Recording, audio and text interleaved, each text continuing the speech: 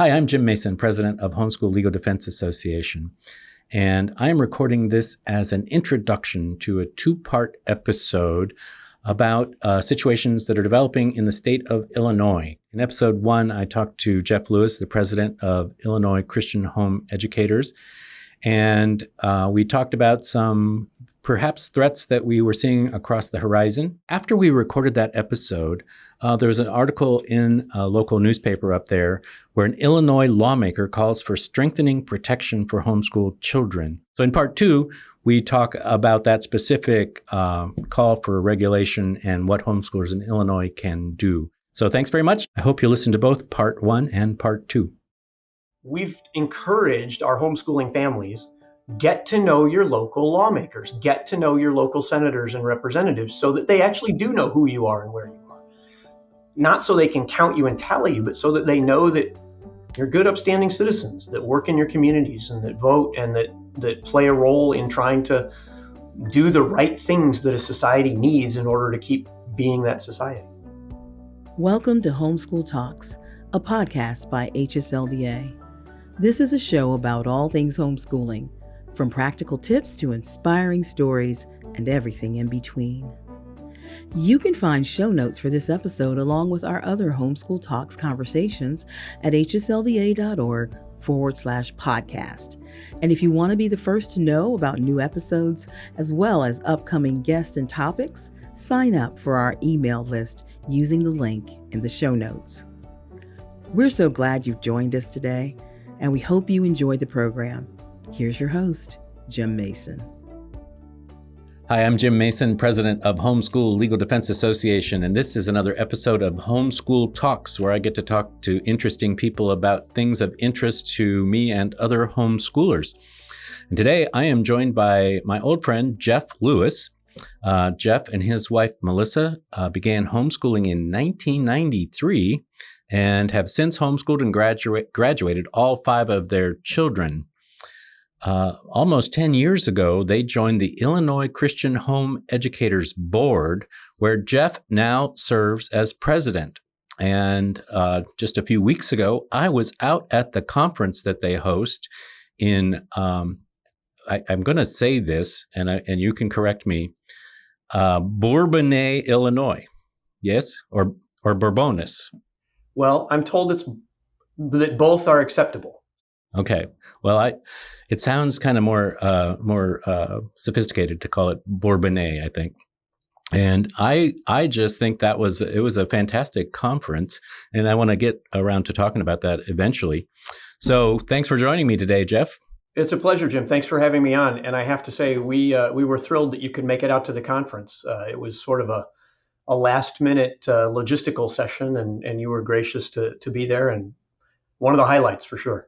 Well, and it was, so this conference season, my trip out to Bourbonnais was one of 10 conferences that I was fortunate enough to speak at this conference season. And I have to say that the one in Illinois was just a really positive conference experience, very energetic. And I think you told me at the time that you had kind of a swarm of last-minute on-site registrations. So we can start there since we've already started there. How do you explain that? What was going on in Illinois this year? Well, we give a lot of thanks to God for that. We had a significant increase in attendance over the last couple of years. And we've got some people that are helping us out with marketing efforts that may have played a role in it. We'd like to think so anyway. But I also think that it's just the time of year where we're far enough out from COVID that people are realizing, maybe they were thrown into homeschooling unexpectedly, but if they're going to continue doing it, they might want a little bit of help, or if nothing else, a little bit of support, some camaraderie. And so I think we just had a lot of families that were looking for ways to connect with other homeschoolers. And it turned out, I agree, it was a great conference. There was a lot of energy to it. There was a lot of positivity. We had a lot of great compliments, and we enjoyed it as much, I think, as you and the other speakers did. Yeah. So speaking of coming out of COVID, go back a few years. You've been president of the Illinois Christian Home Educators now for a little while. How do you explain, what was your experience kind of at the beginning of COVID, throughout COVID, and then now emerging from COVID? Was this the first big kind of change that you've seen, or how's that been for you guys? No, we've seen a couple of changes. In terms of the conference itself, COVID shut down 1 year. We do our conference every year, and it's always end of May, beginning of June. And so the pandemic rules shut down 1 year. We went totally virtual, did everything online.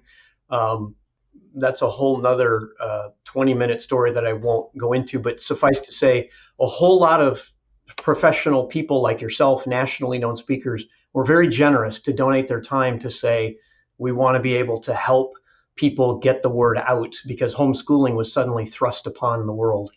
And we only missed the 1 year. And then for the conference, things picked up where they left off, except we were probably at half the number of attendees at that point. And so it's been slowly building back up. We were really encouraged this year to see that it had jumped quite a bit. But in terms of homeschooling overall, and I think you'll probably hear this echoed across most states, there's been a huge growth in the numbers, not necessarily the kind of homeschooling that we've been used to or the kinds of families that we've been used to working with, which I think both are good things. And yet we're seeing a lot of growth because people were forced into it. Some really took to it well. Some have decided it's going to be there for the long term, and some are still sort of exploring what it looks like and how long they want to endure. I think I have made this observation, and maybe you can verify or refute it, and that is this, that lots of people who before COVID may not have been hostile to homeschooling, but would never have, considered it themselves. They're the people who said, well, I really admire you and your wife for being able to take on that, but I could never do that. I think COVID gave people the opportunity to sort of test it out, even though it wasn't by choice. They got to test out having their kids at home. And so even if they're not necessarily homeschooling today, they have an experience of it today that makes it so they're not in that camp of, I would never do it. I agree. We heard a lot of that. The other thing that we heard and saw was a lot of parents who suddenly realized spending time with their kids was a good thing, and that they hadn't been doing that as much as maybe they thought. It's easy you pass your kids in at the breakfast table or at night as they're doing homework and what have you, and you, in your mind, you sort of click that as, oh, we were together. But suddenly when you're put together in different circumstances and made to communicate and made to interact over a long period of time, you realize there's something more to being together than just passing each other through the bathroom as you're brushing your teeth or what have you. And so I think a lot of parents sort of saw that as a good thing and thought, maybe there's a way we can keep doing this. That's an interesting point. An acquaintance of mine who's a retired professor of psychology at Boston University writes a blog for Psychology Today. And throughout COVID, we were keeping in touch, and he was on this podcast a couple of times. And what he discovered in the middle of COVID was that high achieving families who had been in public school and their day was, as you sort of described, one event followed by another, from getting up until going to bed, with almost no time to really relate with each other.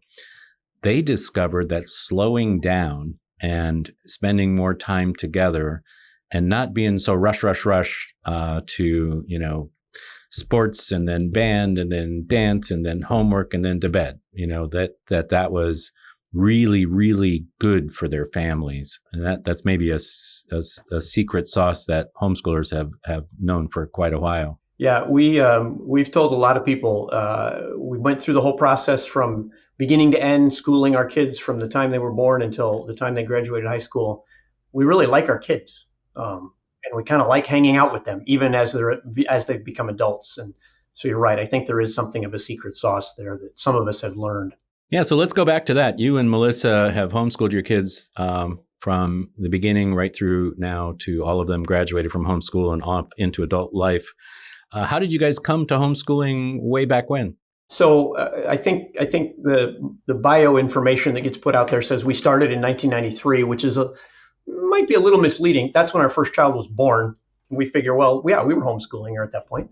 The formal schooling started a few years later, but as our first daughter was getting towards school age, we knew already that we were not excited about putting her into the local public schools where we lived, because we'd seen a number of families have some bad experiences. And my wife actually has a teaching degree, or had a teaching degree. She had to relearn that in order to homeschool. But so she had some experience in the same public schools. And there were a couple of private schools in our community that were just too expensive. We were young. I was just getting started in a career. We couldn't afford the local private schools. And so we started looking at homeschooling as a potential option. And to be honest, at the beginning, we weren't interested. It was one of those, well, the people that we'd met that homeschooled their kids, we weren't quite convinced by their examples.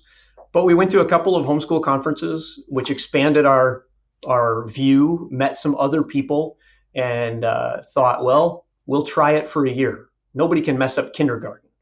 And that was the beginning of a very long journey that probably about 5 or 6 years into it, we said, this is not going to be, we'll try it for one more year kind of a thing. This is going to be a long haul. And yeah.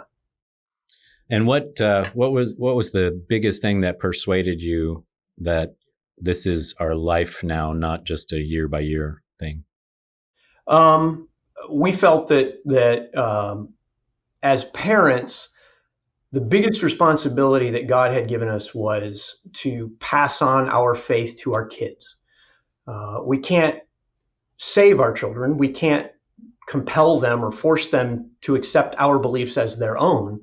But there are a lot of things that we can do to help them better understand our beliefs and set them up for making a wise decision one way or the other, and hopefully being a part of what God is doing to work in their lives. I think that can be done apart from homeschooling. In fact, we have good friends that have done that, and their kids have gone to public or private schools, and their kids have remained faithful, and that's a good thing. I just happen to think that homeschooling is the easiest way to do that. It forces you to spend time with your kids. It allows you to incorporate faith into every component of life, academic and non-academic. And it allows your kids to see you at all, good, bad, and in between points of life. And so we felt like this was going to be the vehicle we would use to show our children why we believe what we believe and how we want to live that out. Yeah, that's very similar to my wife and I. I started out in the year by year trial mode. Debbie was always pretty convinced that homeschooling was the way that she wanted our family to raise our kids.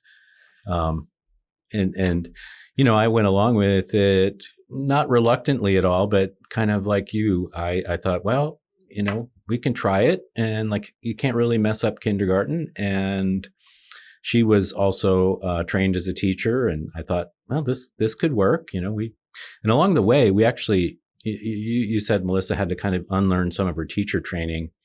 I think that's such an important thing, because a lot of people think that homeschooling is recreating the public school mode of education in the home. How long did it take you to discover that that's not the case? And what kind of homeschooling did you guys do? It took my wife about a week to recognize, all of this training for how to do formal classroom stuff isn't what you do when you're only dealing with one child, and then eventually 2 or 3, and so forth. And it's amazing how much you can accomplish when you're teaching one-on-one. It's so interesting that even in the public schools and education at large, when you have children that have significant learning disabilities or significant hurdles to overcome in the educational process, the experts will all tell you that one-on-one is the best way to overcome those things. We get to do that from the beginning, and we didn't even realize that that's what we were being set up to do.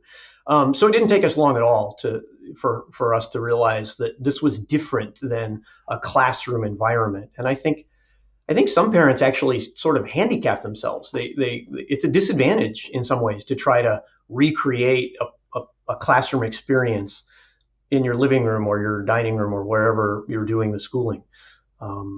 So yeah, and I would say in terms of what our schooling looked like, it changed a lot. We did the formal education, kindergarten through high school, for all of our children, and that season of life lasted more than 20 years, and so it didn't look the same at the end of that 20 years as it did at the beginning.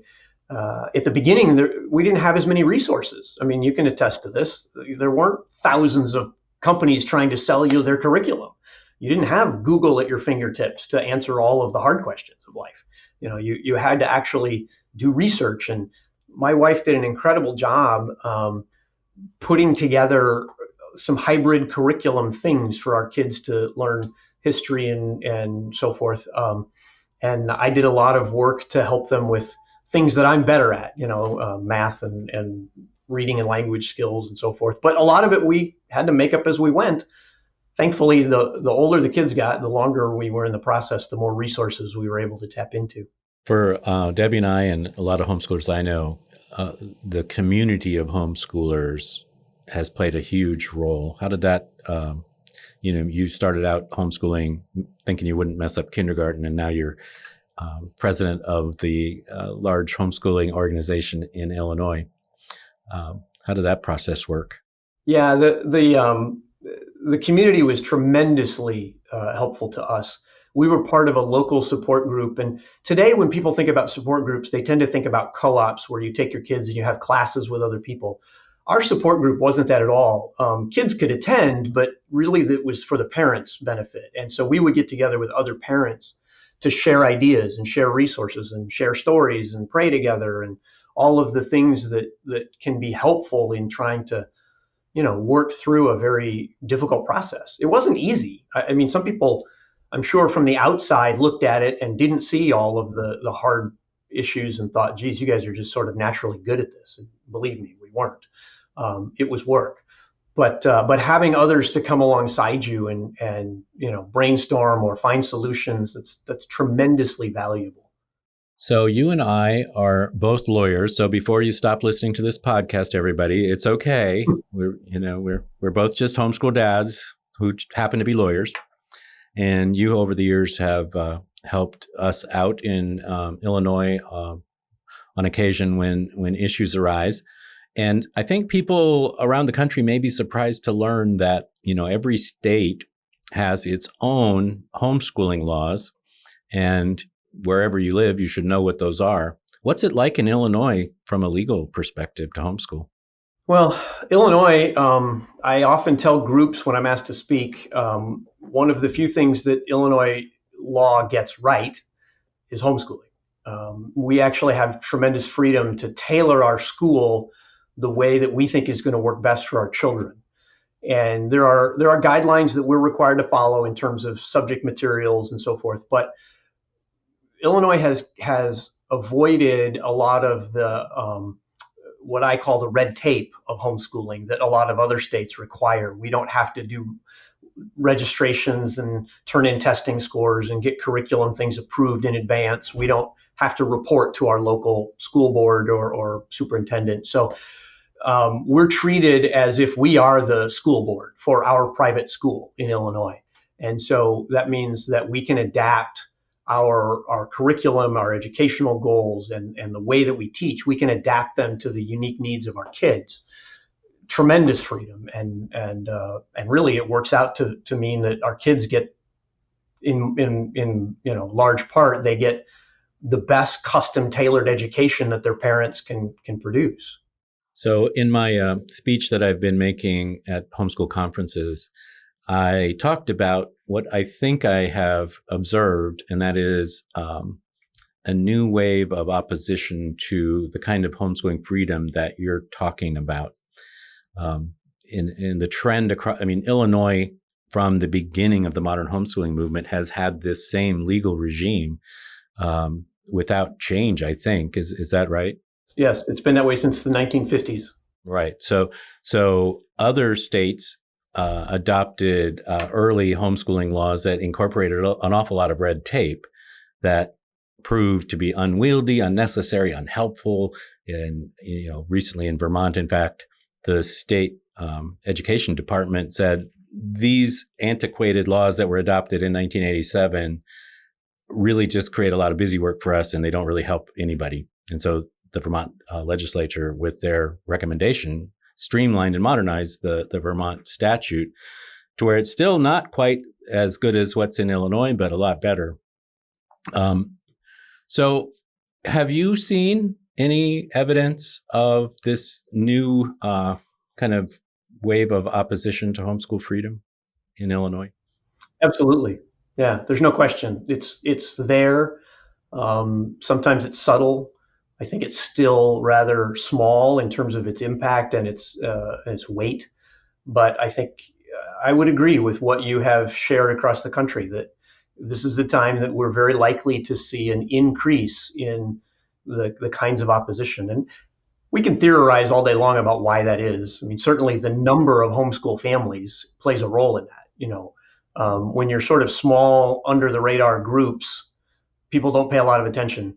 But when you start taking significant numbers of children out of schools, that has an impact on budgets and on employment and on a whole lot of other things that cause people to take notice.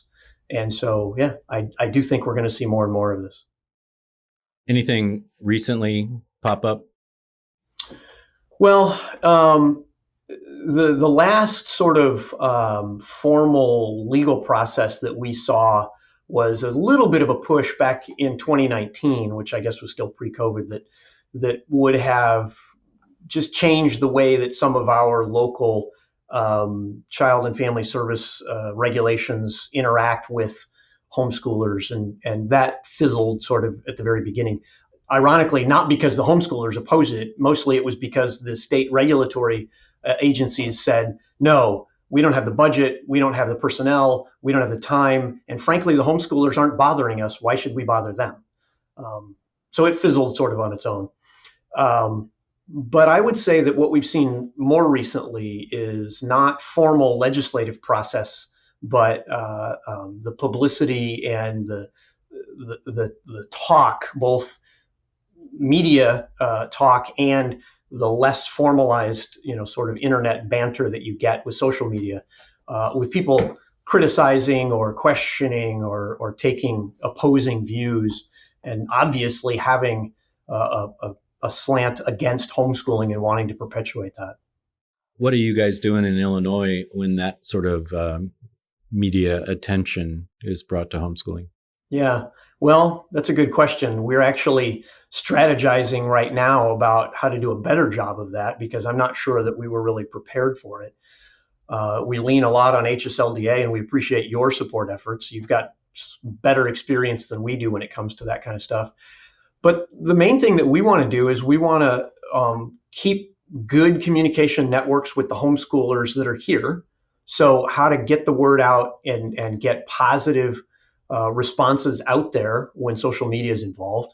And then we want to keep good relationships with our lawmakers. For decades, our state organization has had an annual Capitol Day. We all go to the state capitol in Springfield. We visit our local legislators, senators, representatives. We try to get their attention by bringing them treats within the guidelines permitted, the ethical guidelines. We bake cherry pies. They're homemade cherry pies. We give every legislator that we can find a homemade cherry pie. And we say, thank you for the work that you're doing. We pray for you and ask you to continue doing good work. And we think that the homeschool rules and laws are exactly what they need to be. Work on other things. So are you saying that when legislators meet actual homeschooling families, you think that's a good thing? I do. The last big legislative hurdle that we really had to deal with was way back in 2011. there was a hearing in our state capitol put by by the Senate Education Committee, where they wanted to implement some new rules for registrations and some other red tape kinds of things for the homeschoolers. It was terribly ironic because it was one of the largest publicly attended rallies in our capital when we went, and yet we're told by all of the security and even some of the senators it was one of the most civilized and well-mannered demonstrations where families just kind of stood there and said, well, we're opposed to this. We didn't have yelling and screaming. We didn't have big, ugly, nasty banners with bad words on them. We just said, we don't want you to do this. And the question that got posed during the hearing was, well, if we don't get all of the homeschoolers well registered and well documented, how will we know how to help them? How will we know who they are?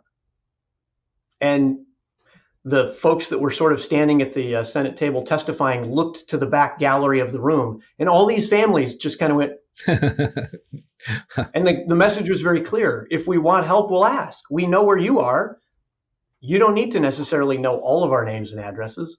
But at the same time, we've encouraged our homeschooling families, get to know your local lawmakers, get to know your local senators and representatives so that they actually do know who you are and where you are. Not so they can count you and tally you, but so that they know that you're good, upstanding citizens that work in your communities and that vote and that play a role in trying to do the right things that a society needs in order to keep being that society. And I know you share this view because I've known you for years now and have been to your conference.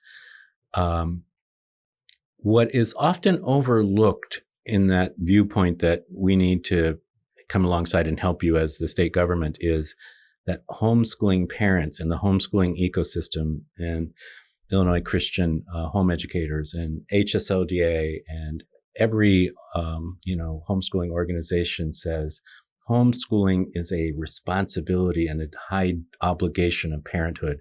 It's a duty that you owe to God, and you should try to do the very best you can.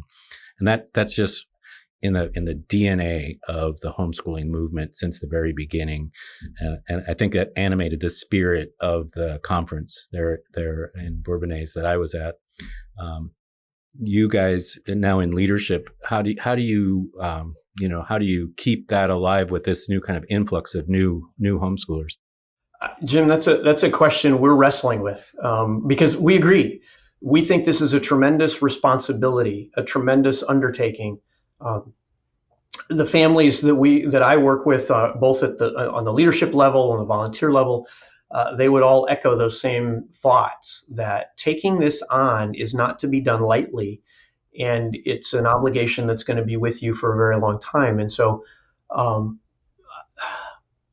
I think that's part of the message that we've tried to communicate in the last couple of years that previously was sort of assumed. When home education was not so predominant, it was just sort of understood or assumed that the people that did this saw it as a unique responsibility. As more and more people have dived in, we've tried to communicate, yes, you need to take this seriously. We want to help, we want to support, we want to provide resources and whatever we can do, but ultimately, Mom, Dad, it's up to you to make this work and to work well. I also think that having, again, going back to those networks and those connections on a local level, knowing other homeschool families, I think there's a bit of an accountability factor to that too. I know Melissa and I have talked to other families that have struggled, and we've said, look, we want to help hold you accountable. Not that we're going to take you to court or call the police, but that we want to say to you, if you aren't doing this well and your child isn't getting the education they need, well, we may need to point that out to you, and we want to be part of the solution if we can to help you do that better. And that's a really important thing. The ecosystem of the homeschooling network. There's a sort of a lack of faith in today's world in private institutions being able to carry out those kinds of obligations of coming alongside and helping and holding each other accountable to a higher standard. And that's reflected in a lot of things in the media today, calling for more regulation as if, the state is kind of the source of our rights and the source of our sense of responsibility to our children. And that's just not true. And in my experience of the homeschooling community is parents and the homeschooling groups and the state groups all share this vision of we are privately going to take care of our children, and we can do it as well or better than what the state ever could. Yeah. And I think, our culture is struggling with those kinds of debates, not just in education, but in a lot of ways. What should be the government's role? What shouldn't be the government's role? And personally, I think we could go back through the last 100 years of American history and very easily see that areas that were sort of turned over to the government voluntarily or involuntarily have added a great deal of administrative burden, economic burden, and not necessarily gotten a better product in the end. So we would really like to see that the homeschoolers of today sort of take up that mantle and say, not only do we want the freedom to do this, but we want to do this so well that nobody questions how we're using that freedom. Mm-hmm. And so you're finished homeschooling, and yet here you are in leadership of a large state organization in Illinois. What motivates you to stay in the game, so to speak? I think that what I just said, we want to continue to support and help the younger families that are trying to find their way in all of this. On a personal level, I lost count of the number of young parents that we've invited over to our house, showed them the library of books that we use, showed them all of the notes that my wife made as she was trying to parse together curriculum. Now, that's not always helpful because they have different ideas about how they want to go about it, and they're wired differently. So you can't cookie cutter from one to the next, but you can be there as a means of support and creative thinking and resource. And so we like to do that on an individual basis, and being part of the leadership of a state organization allows us to sort of multiply that and to say, how can we do this on a bigger level? We're not here to tell you how you must homeschool. We're here to tell you that homeschooling comes with tremendous blessing. We think it's part of the obligation of parents. And if we can work together to help you do that better, we'd love to do that. Well, Jeff, I'm going to leave you the last word. What would you say to parents out there today that may be thinking about homeschooling, but aren't fully committed or sold yet? I would say if you're not committed or sold, if you are a member of the Christian faith, I think you need to look seriously at what Scripture calls parents to do. And as I said earlier, I don't think homeschooling is the only way to raise your children and to disciple and pass on the faith of your children. But I do think in many ways it's the easiest way. As hard as homeschooling is, it's harder when you're working upstream against counter Christian voices and against cultural influences that will cry out for your children's hearts in ways that are not God honoring. And for those that, may sit through this entire interview that aren't Christian and sort of are wondering why that matters, I would offer you sort of the same challenge.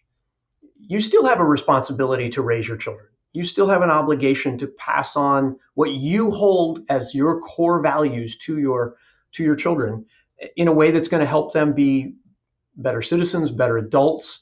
And I think spending time with them is the key to that. And what better way to spend time than to say, we're going to read together.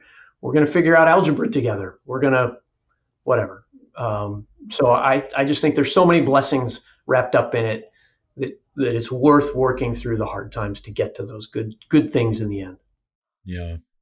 So I do a talk where I call it the top 10 reasons for homeschool dads to be involved. And it starts out with relationship. Number 2, relationship. Number 3, relationship.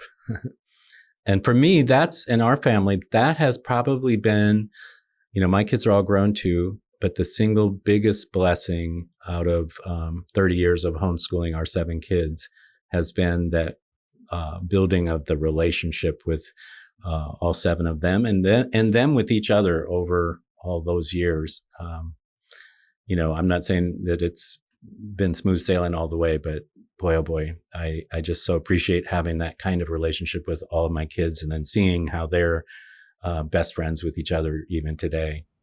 Well, I do want to thank you, Jeff. It's been a real delight. And again, I really enjoyed being at the conference. And I mean this in all sincerity, having gone to a bunch of them this year. The energy there at the campus, you held it at a private Christian college campus. And the energy was just, fabulous, especially that first day when everybody was kind of scrambling to get in at the last minute. And it speaks well of both your organization, Homeschooling in Illinois, and I think homeschooling around the country, that it's an attractive thing. It's not a coercive thing. People have to be drawn to it. And when they are, they find organizations like yours and other homeschoolers that are like-minded to come alongside them. It is possibly the single most important movement in my lifetime. And it continues and exemplified there in Illinois. So thanks for joining me today. Your words are very kind. Thank you for promoting us and our conference, but we so appreciate the relationship with HSLDA. Thanks for allowing me a few minutes with you. Well, I appreciate it. And if you have enjoyed this episode, please share it with your friends. And if you'd like to get upcoming podcast episodes delivered right to your inbox, sign up for Homeschool Talks email list, and you'll receive exclusive content. And I'd like to also suggest that if you are not currently a member of HSLDA, or if you live in Illinois and you're not involved with ICHE, please do, because we are stronger when we stand together. And there are challenges coming down the road that we need to be on the same team. We need to be informed, in communication, and ready to respond. So if you are not currently a member of HSLDA, you can go to homeschooltalks.com/join and become a member today. So thank you for listening. And once again, I'm Jim Mason, President of Homeschool Legal Defense Association. Today's episode is made possible by HSLDA's Generation Joshua program. Do you have a student who wants to make a difference in our nation? Generation Joshua empowers teens to make the most of their citizenship through local clubs, immersive simulations, online courses, and real-life campaign experiences. For more information, visit generationjoshua.org. That's generationjoshua.org. Thanks for listening to this episode of Homeschool Talks. If you've enjoyed this conversation, will you do us a favor by sharing it with a friend or leaving us a review on Apple Podcasts? As a reminder, you can find show notes for this episode along with our other Homeschool Talks conversations at hslda.org/podcast. And if you want to be the first to know about new episodes, as well as upcoming guests and topics, you can sign up for our email list using the link in the show notes. That's all for now. We hope you enjoyed this program, and we'll see you next time.